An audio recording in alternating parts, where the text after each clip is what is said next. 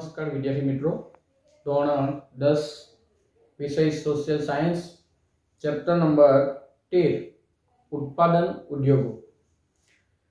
विद्यार्थी मित्रों, आ चैप्टर में आपणे उद्योगों कोने कहेवाय, उद्योगों विशेनी माहितीओ आपणे प्राप्त करी।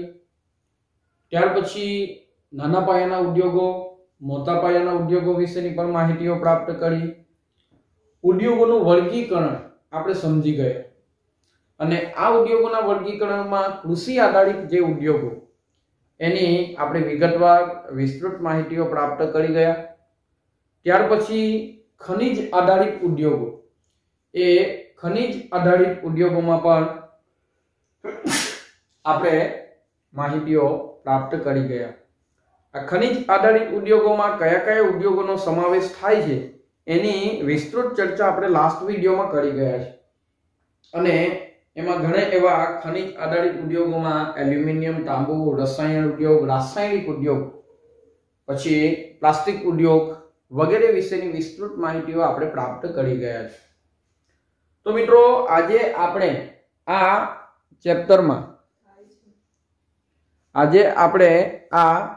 ચેપ્ટરમાં લાસ્ટ જે ટોપિક આપણો જે છે પરિવહન અને ઉપકરણ ઉદ્યોગો વિશેની માહિતીઓ પ્રાપ્ત કરવાના છે।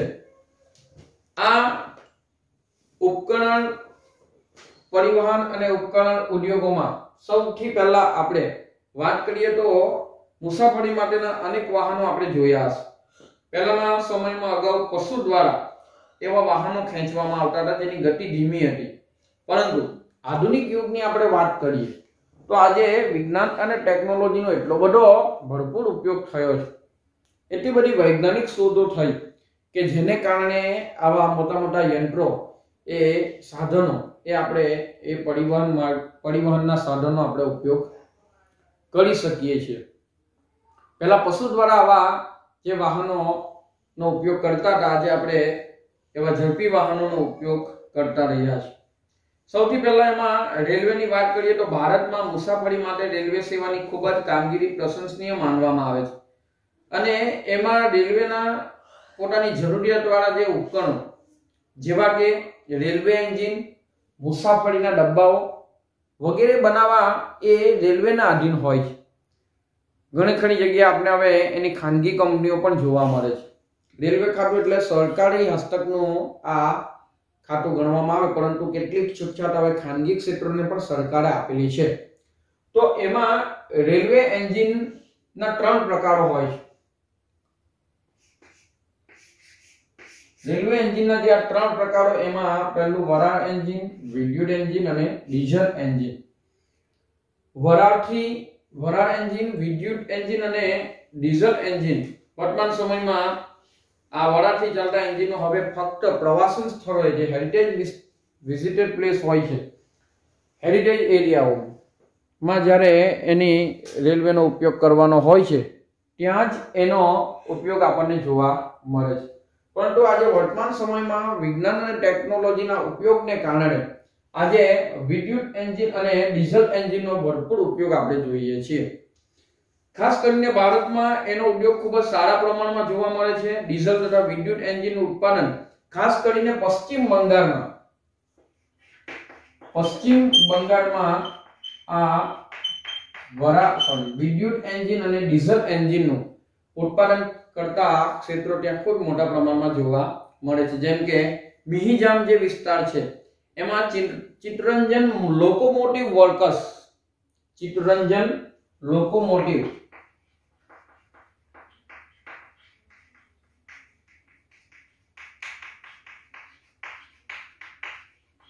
ક્યાં આવેલું છે તો કે મિહિજામ। અને આવું ચિત્તરંજન લોકોમોટિવ વર્કર્સ જે છે મિહિજામમાં આવેલું એ ખૂબ સારા પ્રમાણમાં એવા ડીઝલ એન્જિન। ત્યાર પછી વારાણસીમાં ડીઝલ લોકોમોટિવ વર્કર્સ, જમશેદપુરમાં ટાટા લોકોમોટિવ વર્કર્સ વગેરે જેવા આ એન્જિનો બનાવતા ક્ષેત્રો ઉદ્યોગોનું ખૂબ સારું એવું પ્રમાણ આપણે જોવા મળે છે।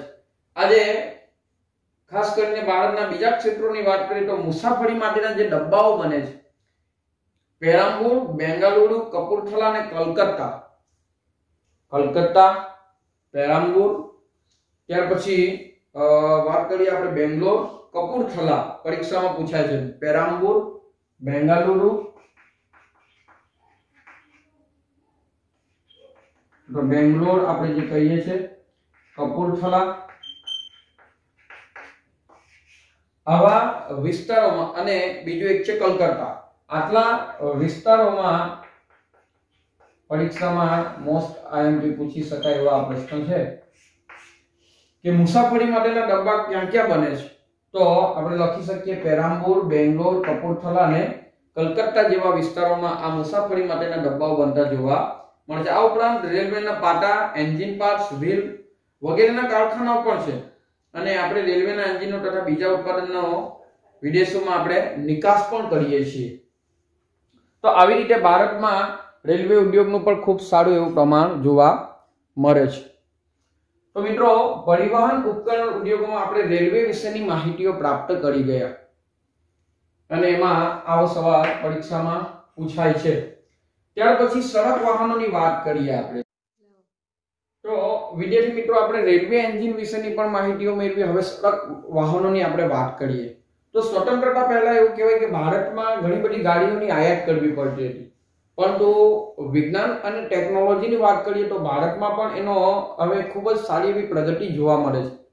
દુનિયાના દેશોમાં ભારત પણ હવે કદમમાં કદમ મિલાવીને એ આજે વિજ્ઞાન ટેકનોલોજીમાં ખૂબ જ એવો એને હરણફાળ પ્રગતિ એને હાંસલ કરી.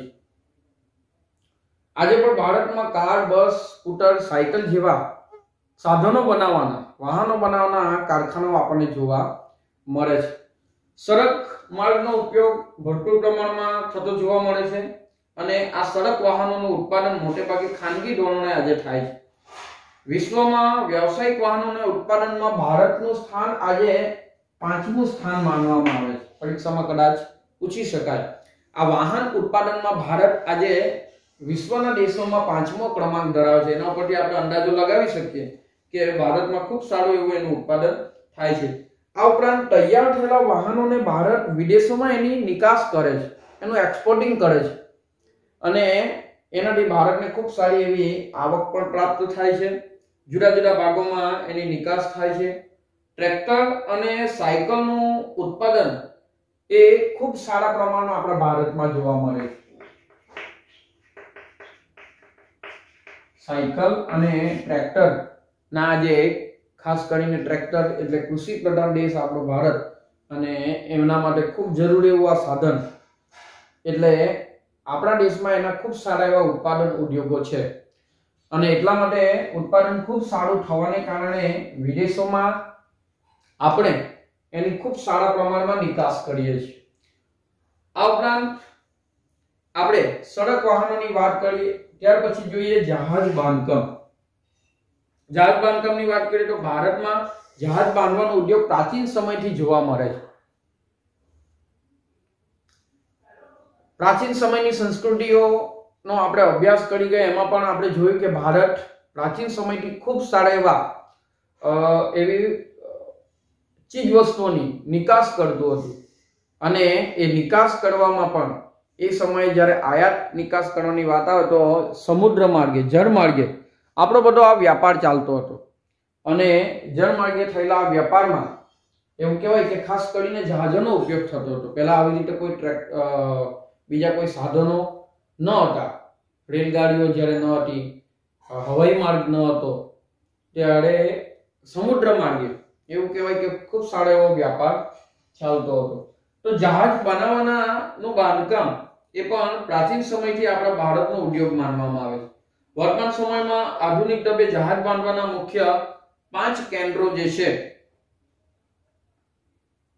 અને આ 5 કેન્દ્રો જે જહાજ બાંધવાના મુખ્ય કેન્દ્રો માનવામાં આવે છે,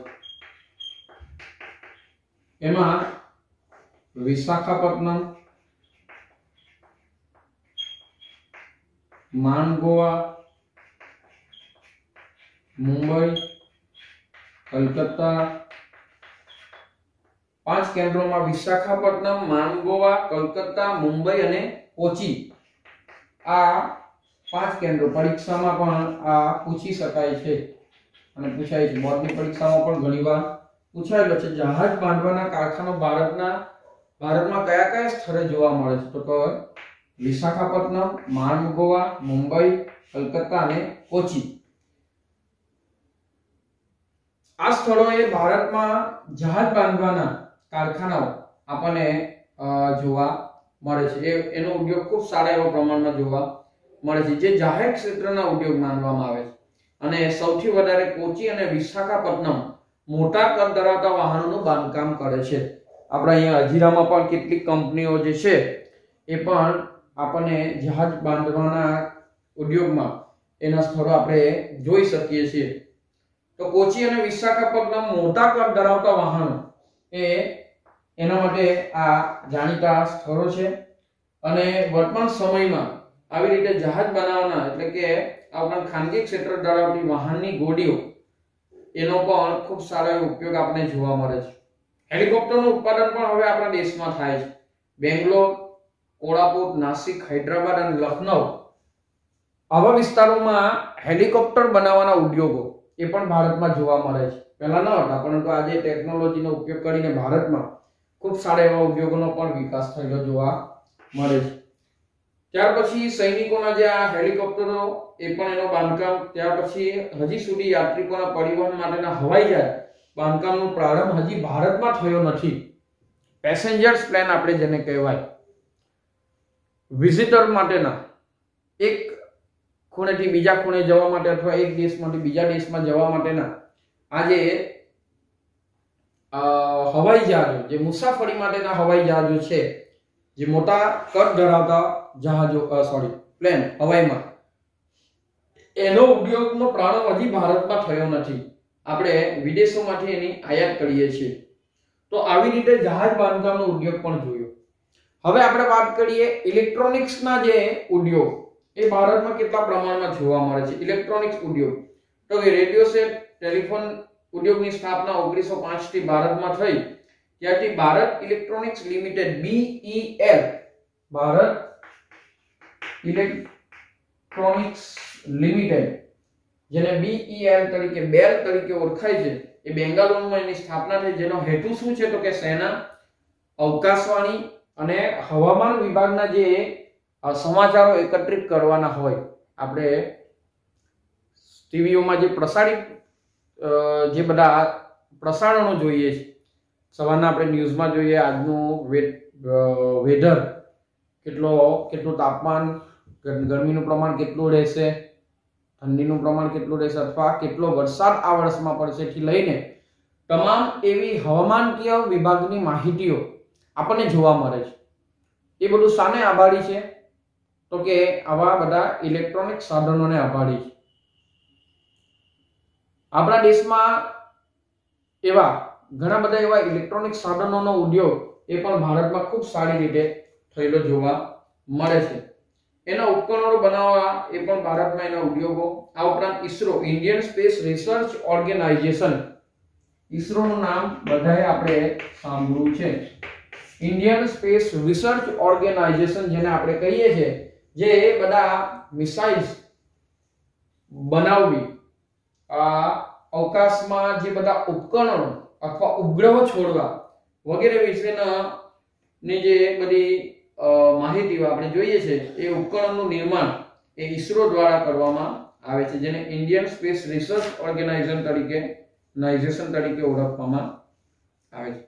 આ ઉદ્યોગે સામાન્ય લોકોના જીવનમાં તથા દેશના અર્થતંત્રમાં ખૂબ સારું એવું પરિવર્તન આવ્યું છે. કમ્પ્યુટરમાં હાર્ડવેર તથા સોફ્ટવેર ક્ષેત્રે પણ ભારતે ખૂબ સારી એવી પ્રગતિ કરેલી છે. અને આ હાર્ડવેર અને સોફ્ટવેરમાં સૌથી આગળ પડતું કોઈ શહેર હોય તો ભારતનું બેંગ્લોર શહેર.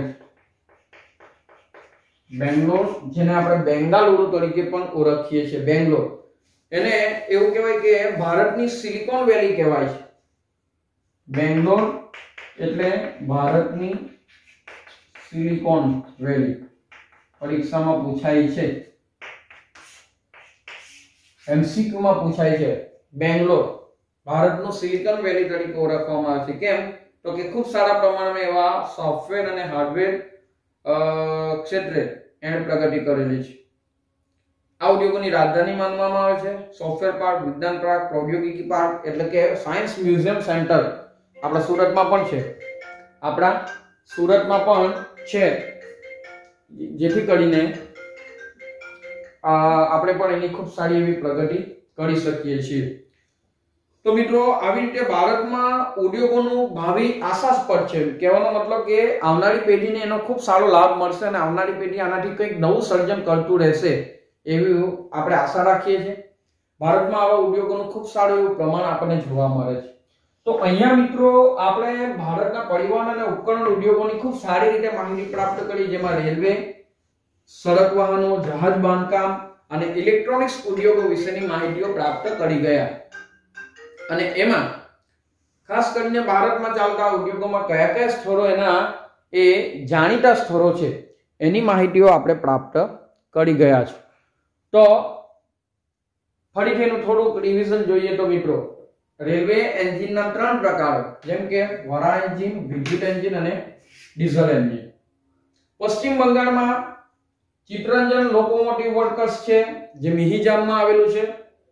એ ડીઝલ એન્જિન અને વિદ્યુત એન્જિન બનાવતું સ્થળ માનવામાં આવે છે. આ ઉપરાંત જમશેદપુર, જમશેદજી ટાટા, એનું જમશેદપુરનું ટાટા લોકોમોટિવ વર્કર્સ, જે ડીઝલ એન્જિન બનાવવાના ઉત્પાદન માટે પણ જાણીતું છે.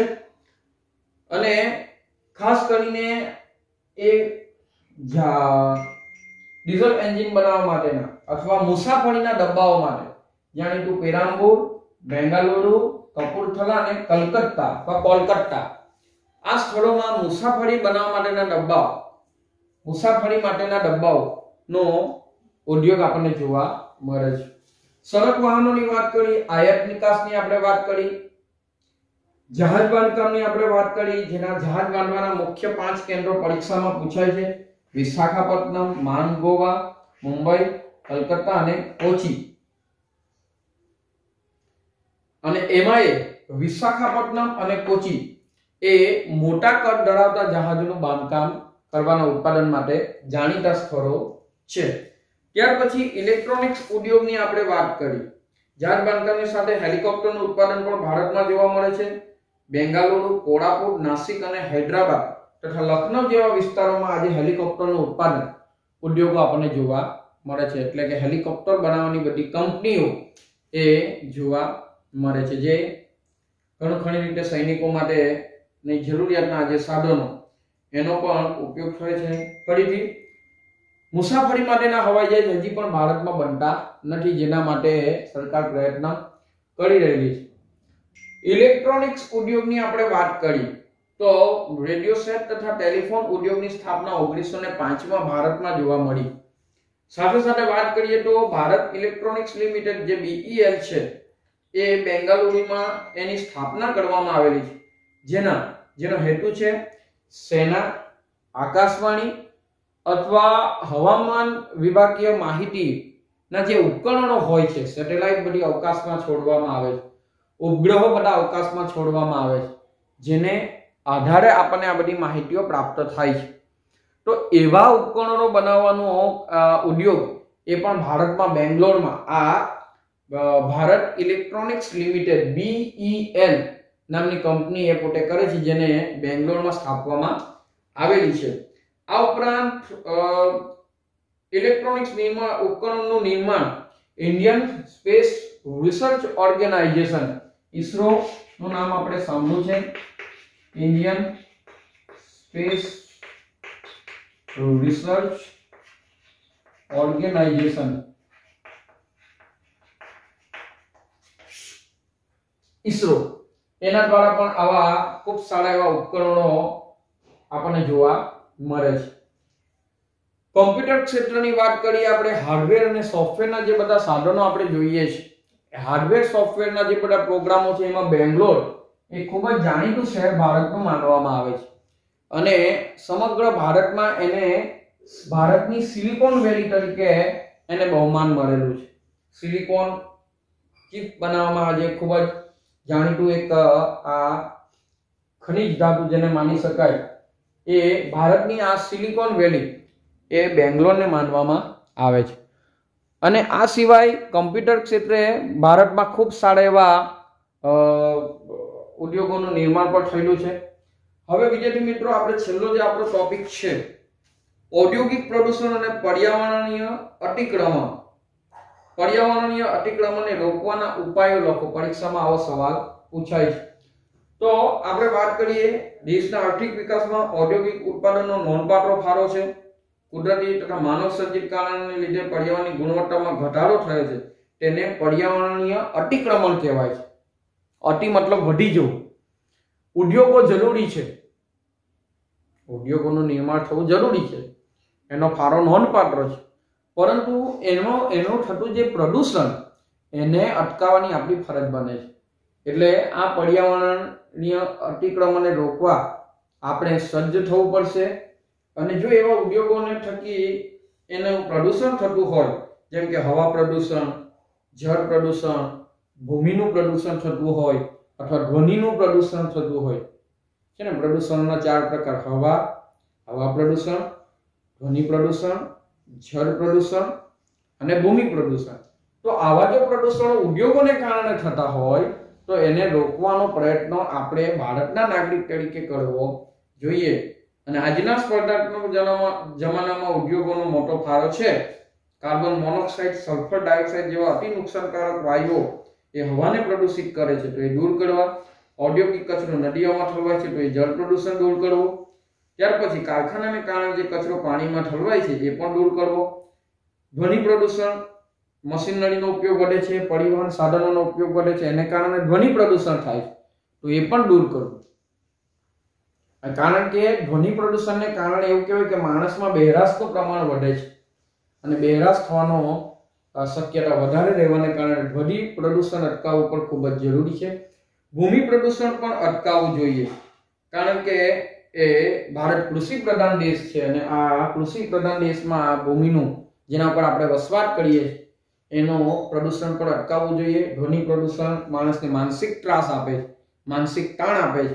ઘોંઘાટવાળા વિસ્તારોમાં આપણે રહેવાનું ગમતું નથી, તો એવા પ્રદૂષણને પણ આપણે અટકાવવાનો પ્રયત્ન કરવો જોઈએ. અને છેલ્લે એને પર્યાવરણીય અતિક્રમણને રોકવાના ઉપાયો કયા? તો કે દેશનો વિકાસ થાય પણ સાથે સાથે પર્યાવરણનો વિનાશ ન થાય એની તકેદારી રાખવી. ઔદ્યોગિક વિકાસનું આયોજન કરી પ્રદૂષણની માત્રાને ઘટાડી શકાય. ઉપકરણોની ગુણવત્તા તથા ઈંધણની પસંદગી દ્વારા પણ પ્રદૂષણ ઓછું કરી શકાય. એના બદલામાં એનો કોઈક બીજો વિકલ્પ શોધવો જોઈએ, જેમ કે આપણે સૌર ઉર્જાનો ઉપયોગ કરીએ. બરાબર, અત્યારે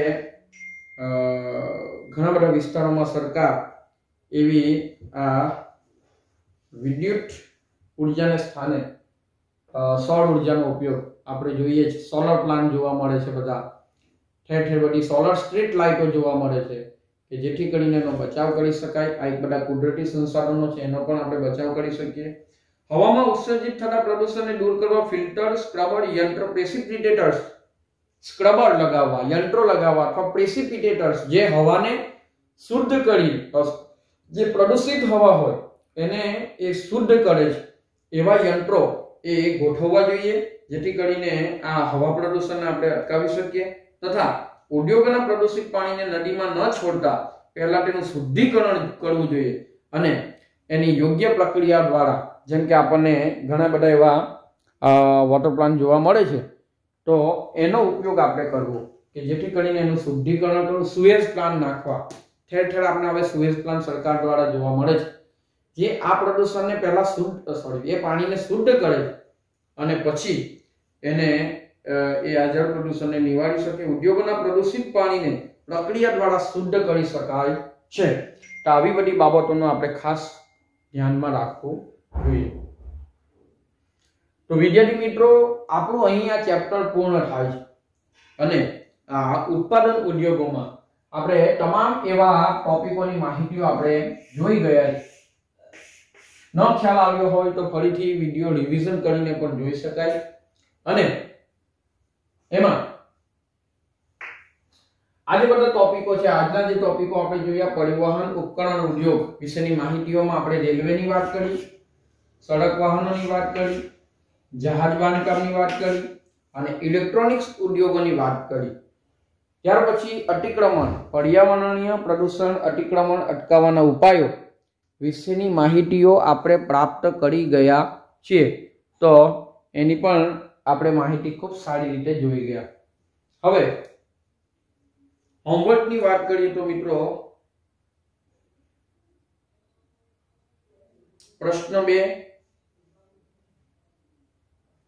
2 નો સવાલ નંબર 1 અને પ્રશ્ન 3 નો સવાલ નંબર 1